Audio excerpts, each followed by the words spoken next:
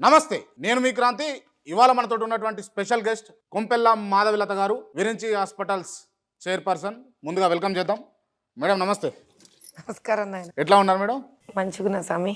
నేను ఈ ఇంటర్వ్యూ ద్వారా మిమ్మల్ని నేను అడగాలనుకున్న ప్రశ్నలన్నీ అడగొచ్చు అని అంటే ఇంటర్వ్యూ చేస్తాను. నువ్వు ఎంత అడగగలుగుతావో చూద్దాం. అంటే సవాలా? ఒక రకంగా అలాగే అనుకుందాం. అంటే ఒక టైం తర్వాత మాధవిలత గారు ఒకలాగా, ఒక టైం తర్వాత మాధవిలత గారు ఒకలాగా ఎందుకు మారాల్సి వచ్చింది? ఎంత డీటెయిల్డ్ ఇన్ఫర్మేషన్ నీ దగ్గర ఉంది కదా, ఏ టైం వరకు ఎలా ఉన్నాను, ఏ టైం తర్వాత ఎలా ఉన్నాను, అది కూడా చెప్పేసి. సరే మేడం, అందరికీ వ్యూవర్స్ కూడా అర్థమయ్యేటట్టుగా చూసుకుంటే, ఒక 2-3 నెలల కింద ఒకలాగా, 2-3 నెలలకు ముందు ఒకలాగా, మీడియాలో ఎక్కడ చూసినా, యూట్యూబ్ స్క్రోల్ చేసినా, ఫేస్బుక్ స్క్రోల్ చేసినా, ఇన్స్టాగ్రామ్ స్క్రోల్ చేసినా కూడా మాధవిలత గారే కనిపిస్తూ ఉన్నారు. ఎందుకు? దాని వెనక అసలు రహస్యం ఏంటిది? 2 నెలల క్రితం నేను ఎందులోనూ లేదు అనేది మీ ఉద్దేశం. అంతగా లేరు అన్నది నా ఉద్దేశం. కరెక్ట్. విచిత్రమైన విషయం ఏంటంటే, 2 నెలల క్రితం ఉన్న వీడియోస్ అన్నిట్లో కూడా ఎలా మా పిల్లలు పైకి వచ్చారు, హోమ్ స్కూలింగ్స్ ఎలా చేశాను, ఏ విధంగా నేను ఆధ్యాత్మిక చింతనతో ఉంటాను, ఇలాంటివన్నీ నాకు తెలిసి 3 ఏళ్లుగా వస్తూనే ఉన్నాయి. కానీ 2 నెలల క్రితం ఏం జరిగింది అని అంటే, 45 రోజుల మహాయజ్ఞం జరిగింది సీతారాం బాగ్లో. భారత భాగ్య సమృద్ధి యజ్ఞం అనే యజ్ఞం ఓల్డ్ సిటీ మంగళ్ ఘాట్లో ఉన్న సీతారాం బాగ్ దేవాలయంలో చేశాం మేము. ఆ చేసిన సందర్భంలో ఇన్నేళ్ల పాటు ఎవ్వరూ ఓల్డ్ సిటీలో అటువంటి 45 రోజుల మహాయజ్ఞాన్ని దేశం కోసం, అక్కడ ప్రాంత ప్రజల కోసం ఈరోజు వరకు ఎవరు చేయలేదు. ఓకే. అంతటి మహాయాగం చేసినప్పుడు అది ప్రజలకు కొంచెం అటెన్షన్ డ్రా చేసింది.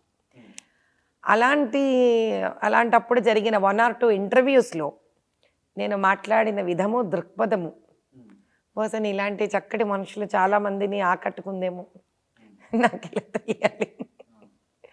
అంతే, దట్స్ ఇట్. దీని వెనుక ఒక గొప్ప రహస్యం, గొప్ప గండుకోట రహస్యం లాంటి నేను అనుకుంటున్నా. ఎలాంటి రహస్యం అనుకుంటున్నావు? ప్రశ్నవే, ఆన్సర్ ఇస్తా కదా. ఏదైనా మీకు మీకు పొలిటికల్గా ఇంట్రెస్ట్ ఉందా? ఇంట్రెస్ట్ అంటే ప్రతి ఇంట్రెస్ట్కి ఒక కారణం ఉంటుంది జాగృతం అవ్వడానికి. అది చాలా ఇంపార్టెంట్. మీరు ఇంజనీర్ అవ్వాలని ఇష్టపడుతున్నారా, మీకు డాక్టర్ అవ్వాలని ఇంట్రెస్ట్ ఉందా, అలాంటిదే ఈ ఇంట్రెస్ట్ కూడా. ఈ ఇంట్రెస్ట్ ఎందుకు వచ్చింది అనేది ఇంపార్టెంట్. బేసిక్గా పొలిటికల్ ఇంట్రెస్ట్ ఉందా అనే దానికన్నా. ఉంది అని అంటే ఎందుకు వచ్చింది అన్నది నేను అడుగుతా. ఈ రోజు ఉంది ఇన్ ద సెన్స్ అంటే నేను అడుగుతున్నా కాబట్టి ఉంది అని అంటున్నారా? మీరు ప్రీవియస్ ఇంటర్వ్యూలలో కూడా ఉంది అని చెప్పారా? ఎవరు అడగలేదా? క్రాంతి నా వేరే ఇంటర్వ్యూస్ చూడలేదు, అలా అనుకుని ఆన్సర్ ఇవ్వనా? క్రాంతి నా వేరే ఇంటర్వ్యూస్ చూసాడని ఆన్సర్ ఇవ్వనా? నేను అడిగిన దానికి ఆన్సర్ ఇవ్వండి. సో నేను ఆన్సర్ ఇవ్వాలి అంటే మీరు వేరే ఇంటర్వ్యూస్లో ఈ మాట చెప్పారా లేదా అని కదా క్రాంతి క్వశ్చన్. అవును. సో క్రాంతి నా ప్రీవియస్ ఇంటర్వ్యూస్ చూసాడు అనుకోనా, చూడలేదు అనుకోనా? చూసిండు అనుకోండి. అందులో ఆల్రెడీ చెప్పేశాను నేను, నాకు ఇంట్రెస్ట్ ఉంది అని. ఓకే. ఎస్, స్పెషల్ ఇంట్రెస్ట్ ఉంది. రాజకీయంగా మాధవిలత గారు పైకి రావాలి అన్న తాపత్రయంతో మీడియా ముందుకు వస్తున్నారు అని అంటే మీరేమంటారు? రాజకీయ ఇంట్రెస్ట్ తోటి మీడియా ముందు నేను రాలేదు, దీన్ని ఒప్పుకోను నేను.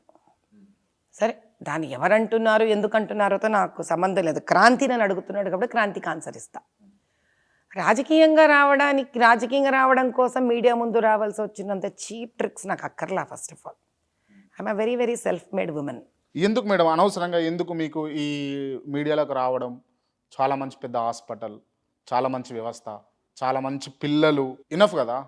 ఇది వచ్చి అనవసరంగా ఈ రాజకీయం అనే రొంపిలోకి దిగి మాధవిలత గారు అనవసరంగా నానా ఇబ్బంది పడాల్సి వస్తుంది అన్నది నా అంటే. క్రాంతి ఆల్రెడీ డిసైడ్ చేస్తున్నాడు అనమాట, మీడియాలోకి వస్తే మంచిది కాదు అని. మీడియా కాదు, రాజకీయం అని అన్నా. సో రాజకీయంలోకి అరంగేట్రం చేయడానికి ఇంట్రెస్ట్ చూపుతూ మీడియాలో మీకున్న టైంను మీడియా కేటాయిస్తున్నారు అని అంటున్నా. సరే, మీ ఉద్దేశంలో రాజకీయాలు మంచివి కావు, మీలాంటి వారికి తగవు అని అంటున్నా. కరెక్ట్. సో ఓకే, నేను కాదనట్లేదు. మీరు అనే మాట ఏంటంటే నాలాంటి వాళ్ళకి రాజకీయాలు తగవు అని అంటున్నారు. ఎందుకు రాజకీయాలు చెడ్డవి అని మీకు ఎవరు డిఫైన్ చేశారు? రాజకీయాలు చెడ్డవి అని నేను అనలేదు. మరి రాజకీయ నాయకులు అందరూ మంచోళ్ళు ఉన్నారా? మీరు చెప్పండి. నాకు రాజకీయ నాయకులతో ఏం సంబంధం? నాకు రాజకీయాలతో సంబంధం. రాజకీయ నాయకులతో కదా. కరెక్ట్. ఫర్ ఎగ్జాంపుల్, ఇప్పుడు మీరు అన్నారనుకోండి, ఏదైనా ఒక ఇండస్ట్రీని తీసుకొని, లాయర్సే తీసుకోండి, ఫిలిం ఇండస్ట్రీయే తీసుకోండి, మెడికల్ ఇండస్ట్రీయే తీసుకోండి, ఇండస్ట్రీ ఎప్పుడు మంచి చెడు ఉండదే. ఇండస్ట్రీలో ఉన్న వ్యక్తులు వాళ్ళ వరకు ఆ ఇండస్ట్రీని వాళ్ళు మంచి చెడుగా మార్చుకున్నారనేది ఇంపార్టెంట్. సరే, నేను అన్న విషయాలు పక్కన పెట్టి దీనికి కాబట్టి దానికి ఒక లైన్ ఆన్సర్ ఉంది. కాబట్టి చెప్పండి. నేను రాజకీయాలని ఎలా ఉంచే ప్రయత్నం చేస్తున్నాననే దాన్ని బట్టి నేను ఒక మంచి రాజకీయ నాయకురాలా కాదా అన్నది డిసైడ్ అవుతాయి, కానీ రాజకీయాలు మంచి చెడు అని డిసైడ్ అవ్వవు. సరే మేడం, ఇప్పుడున్నటువంటి పరిస్థితులలో చూసుకుంటే తెలంగాణ రాజకీయాలు కావచ్చు, అటు ఆంధ్రప్రదేశ్ రాజకీయాలు కావచ్చు, మంచిగా ఉన్నాయా? మీ ఒపీనియన్ చెప్పండి. బాగుంటే నా ఉద్దేశం ఈరోజు అని అంటే ఇప్పుడు మళ్ళీ ప్రభుత్వం మారింది మనకి. ఇప్పుడు తెలంగాణ వరకు మారిన ప్రభుత్వం ఎవరు ఏంటి అని ఇంత తొందరగా రాజకీయాల్లోకి రాబోయే నాలాంటి వ్యక్తులు వెంటనే విమర్శించకూడదు. ఎందుకు అని అంటే దేనికన్నా ఒక గెస్టేషన్ పీరియడ్ అంటాం. విమర్శించకూడదు అన్న దాన్ని బట్టి విమర్శించలేకపోతున్నారు, కానీ ఎందుకు విమర్శించకూడదు? వినాలి, నా సెంటెన్స్ ఫినిష్ అవ్వాలి. విమర్శించకూడదు ఎందుకంటే అదొక నీతి, అదొక ధర్మం. ఒక వ్యక్తికి వచ్చాక ఊపిరి కూడా తీసుకునే టైం ఇవ్వకుండా మీరు వీడు మంచి వీడి చెడు, వీడు మంచి వీడి చెడు అలా మాట్లాడుతున్నందుకే రాజకీయాలు అసహ్యంగా తయారయ్యాయి. కొత్త ప్రభుత్వం వచ్చింది, 9 నెలలు టైం వస్తే కానీ తల్లే బిడ్డను కనలేదు. వాళ్ళ టైం వాళ్ళకి ఇచ్చి వాళ్ళు ఎవరు ఏంటి తెలుసుకునే మానవ ప్రయత్నం లోకల్ వరకు జరగాలి. కొన్ని సందర్భాలలో ఇలా మాట్లాడతారు, ఇంకొన్ని సందర్భాలలో అన్నం ఉడికిందా లేదా అని తెలవడానికి ఒక మెతుకు పిసికి చూస్తే తెలిసిపోతుంది కరెక్ట్ అని అంటారు కదా. కానీ అన్నము బియ్యం ఉడకడానికి పట్టే టైం 45 నిమిషాలు. ఒక రాష్ట్రాన్ని నిలబెట్టడానికి 45 నిమిషాలు 45 రోజుల్లో సరిపోదు. కాబట్టి రాష్ట్రాన్ని నిలబెట్టడం అనే అన్నం ఉడకడానికి దాని తగ్గ టైం ఇవ్వాలి. రేవంత్ రెడ్డి గారికి మీరు సపోర్ట్ చేస్తారా? అవుట్ అండ్ అవుట్ సపోర్ట్ చెయ్యడానికో సపోర్ట్ మానేయడానికో ఆ వ్యక్తి ఎవరో అర్థమవడానికి టైం పడుతుంది కదా నాయన. కాంగ్రెస్ సపోర్ట్ చేస్తున్నారా మరి? ఈ రోజు నేనెవరు? I'm nobody today. నేను కాంగ్రెస్ కాదు, టీఆర్ఎస్ కాదు, నేను బీజేపీలోను ఈరోజు లేను. I'm a common citizen. ఒక కామన్ సిటిజన్ లాగా నా చీఫ్ మినిస్టర్ని నేను ఎలా చేయాలి? First have to respect my chief minister. ఎంతవరకు అతని ఎవరో, అతని ఏం చేస్తున్నాడో, ఏం చెయ్యదలుచుకున్నాడో టైమే పీరియడే ఇవ్వకుండా కూర్చున్నప్పటి నుంచి దుమ్మురేగొట్టడం అనేది నాలాగా చదువుకున్న ఒక సభ్యత గల వ్యక్తికి అది రాణించదు. It doesn't look good. Hats off madam. దీనికి చాలా నేను మిమ్మల్ని అంటే ఏ రాజకీయ నాయకుడు కూడా చెప్పలేనన్ని విషయాలు మీరు అంటే టైం ఇవ్వాలి పొజిషన్లో ఉన్న రూలింగ్ చేయడానికి అని చెప్పేసి మీరు అన్నారు కదా, దానికి రియల్లీ హ్యాట్స్ ఆఫ్ మేడం. కాకపోతే ఇప్పుడు మీరు మాట్లాడుతూ నేను కాంగ్రెస్ కాదు, బీఆర్ఎస్ కాదు, బీజేపీలో నేను లేను ఈ రోజు లేను. ఫ్యూచర్లో మాధవీలత గారు బీజేపీలోకి పోతున్నారు. అవును, పోతాను. ఫ్యూచర్లో మాధవీలత గారు బీజేపీలోకి పోతారు. వెళతాను. ఎస్ ఎస్ ఎస్, ఏం డౌట్ ఏంటి? క్లియర్ కదా ఇది? అవును. ఎవరున్నారు మీ వెనకాల? ఎవరైనా ఎందుకు ఉండాలి? దేవుడు ఉంటే సరిపోదా? ప్రజలు ఉంటే సరిపోతా? దేవుడు టాపిక్ మళ్ళీ మాట్లాడతా. నా వెనుక ఎవరున్నారని మీకు కావాల్సితే నాలాంటి సమాధానం చెప్తాను, కానీ క్రాంతికి కావాల్సిన సమాధానం ఎందుకు చెప్తాను నాన్న?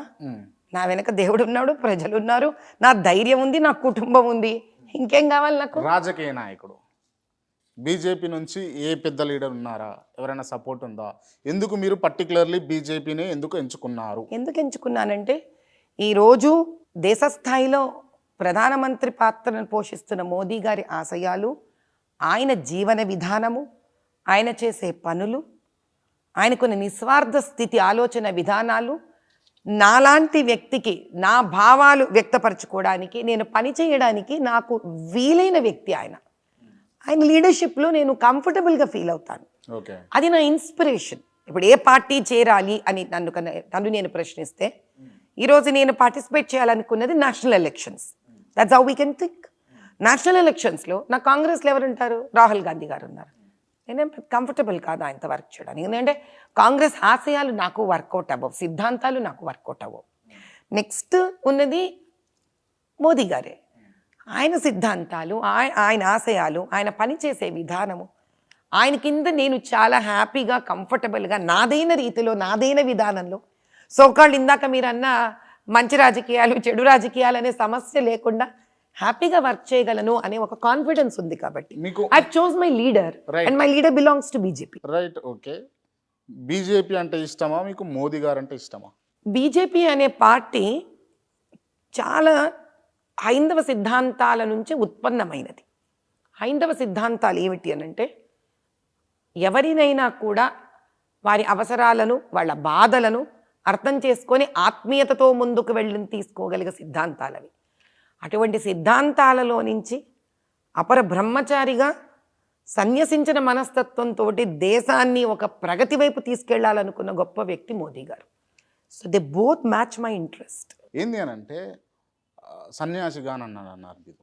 సన్యాసి మీన్స్ అంటే తనకు తానుగా ఏ కోరికలు తన కోసం పెట్టుకోనివాడు, ఎటువంటి మెటీరియలిస్టిక్ వరల్డ్కి కూడా చలించని వాడు. కానీ దీన్ని ఏమన్నారు అని అంటే చాలామంది కాంగ్రెస్ నాయకులు కావచ్చు, జర్నలిస్టులు కావచ్చు, మేధావులు కావచ్చు, కుటుంబమే లేని వ్యక్తి, కుటుంబ సమస్యలే తెలియని వ్యక్తి దేశ సమస్యలు ఎడబట్టించుకుంటారు, ఎలా తెలుస్తుంది, ఎట్లా బిహేవ్ చేస్తారు, తల్లి ఏంది, అక్కేంది, అమ్మేంది, నానేంది, కొడుకేంది అని అన్న వ్యక్తి తెలిసే కష్టాలు వేరు, బాధలు వేరు. ఏవి లేని, ఏ సంబంధాలు, ఏ బంధుత్వాలు లేని వ్యక్తి ఎట్లా సర్వైవ్ చేస్తాడు దేశాన్ని అని చెప్పేసి. బా ఏం దొరికినావు క్రాంతి. నాకు రాహుల్ గాంధీ పెళ్లి నువ్వు చూసి వచ్చినావు. అయితే రాహుల్ గాంధీకి పెళ్లికి టైం లేదా మేడం? ఇంకా నువ్వు చెప్పయ్యా. చూసుకో. ఇప్పుడు ఇవన్నీ అంటున్నారు, ఎవరెవరో అన్నావు కదా, అపోజిషన్లో ఉన్నది రాహుల్ గాంధీయే కదా. మరి రాహుల్ గాంధీ పెళ్లి ఎవరు చేశారు? రాహుల్ గాంధీ పెళ్లి అయిందా చెప్పు నువ్వు. రాహుల్ గాంధీ ఇంకా ప్రధానమంత్రి కాలేదు. ఇప్పుడు అపోజిషన్ లో ఉన్నది ఆ క్యాండిడేటే కదా సార్. ప్రధానమంత్రి కాలేదు. ఇప్పుడు మీకు ఇంకో ఆప్షన్ ఏంటబ్బా చెప్పు మాట. ఏమో నేను ప్రధానమంత్రి అయిన తర్వాత పెళ్లి చేసుకుంటా అని రాహుల్ గాంధీ కంకరం కట్టుకున్నాడేమో. సో ఈ రోజు వరకు రాహుల్ గాంధీ కూడా ఏ అనుభవాలు లేవు కదా. కనీసం రాహుల్ గాంధీ బీదరికం చూడలేదు. మోదీ గారు బీదరికం చూసారు. ఆయన కష్టపడ్డ వాళ్ళ కష్టాలు ఏంది అని చెప్పేసి భారత్ జోడో యాత్ర పేరుతోటి ఆయన కన్యాకుమారి నుంచి కాశ్మీర్ దాకా నడుచుకుంటూ పోతూ తల్లి పిల్ల గూడు వసతి అన్నీ చూసుకుంటూ పోయింది. ఎవరు స్వామి? రాహుల్ గాంధీ. రాహుల్ గాంధీ చూసేస్తే ఏంటి గోల్డెన్ స్పూన్ బాయ్కి చూస్తే అర్థమైపోయి ఉంటే ఇన్నేళ్లలో ఎప్పుడో అర్థమైపోయి ఎప్పుడో ప్రధానమంత్రిలాగా ప్రజలను ఒప్పించుకొని ఉండాలి నాయన. మరిసారి ప్రధానమంత్రి రాహుల్ గాంధీ అని చెప్పేసి దేశమంతటా వినిపిస్తుంది. మీ క్రాంతికి స్పెషల్గా వినిపిస్తుంది, నాకు వినిపించట్లా. మీకు ఒక్కరికి వినిపించకపోతే ఎవరికి వినిపిస్తలేదని అంటారా? క్రాంతికి వినిపిస్తే అందరికి వినిపించినట్టు. క్రాంతికి ఎందుకు వినిపిస్తుంది మేడం? అనిపించింది, వినిపించింది, కనిపించింది చెప్తున్నా. సరే, రాజస్థాన్ ఏమైంది, ఛత్తీస్గఢ్ ఏమైంది, మధ్యప్రదేశ్ ఏమైంది, ఇవన్నీ ఎవరికి వినిపించిందప్ప? ఇవన్నీ ఈవీఎంల ట్యాంపరింగ్ అంటే ఏమంటారు? ఏంటి అచ్చా మీకు ఎలక్ట్రానిక్ ఓటింగ్ దాన్ని మీ ట్యాంపర్ అంటున్నారు కదా, ఒక్కొక్క బటన్ ప్రెస్ చేయాలంటే అసలు ఎన్ని సెకండ్లు పడుతుంది తెలుసా మీకు? చెప్పండి. ఏమో మేడం, నాకు పెద్ద దాంట్లో నాలెడ్జ్ లేదు, చెప్పండి. It takes 7 seconds. ఈ 7 secondsకి అక్కడ ఒత్తిన తర్వాత ఒక వ్యక్తి ఇక్కడి నుంచి అక్కడికి వెళ్ళడానికి ఇంకొక 52 సెకండ్లు పడుతుంటే దరిదాపులో అట్లీస్ట్ అక్కడ ఒత్తి అది రిలీజ్ అయ్యి ఇటుని ఆ మనిషి వెళ్ళిపోయి ఇంకో మనిషి ఇక్కడ రావడానికి ఇవన్నీ వర్క్ చేయాలంటే మీరు ఎంత ఫాస్ట్గా దడ ముందు పెట్టుకొని గుద్దేసినా కూడా ఒక 4 నుంచి 5 నిమిషాలు కనీసం పడుతుంది. వేసుకోండి, ఇంకా మీరు ఇంటూ వేసుకోండి, ఓటింగ్స్ చూసుకోండి. ఇక్కడ మన ఊరికే స్టూడియోలోనే ఎక్కడో కూర్చొని సరదాగా చెప్పుకున్నంత ఈజీ కాదు నాన్న. అంత అవసరం కూడా ఆయనకు లేదు, మోదీ గారికి.